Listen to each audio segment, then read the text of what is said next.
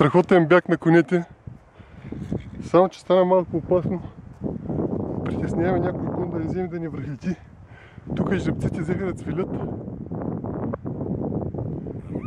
и да събират стадото. Това е някакъв възрастен кон. Ето там се вижда конете как ни наблюдават. И това, по което вървим в момента, тяхната традиционна пътека, ние им пречим да минат оттам, поради което те са принудени да бягат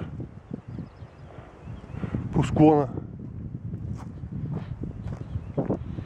Ето там отзади има една кобила с едно малко дългокрако жребче.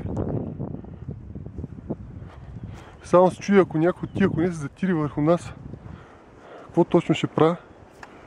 И понеже идват, се чуя дали да не взема да прекратя записа. Да не би някой кон да ми връхлети, няма да се предпази дори пред него. Това доста съпощително върви след мене.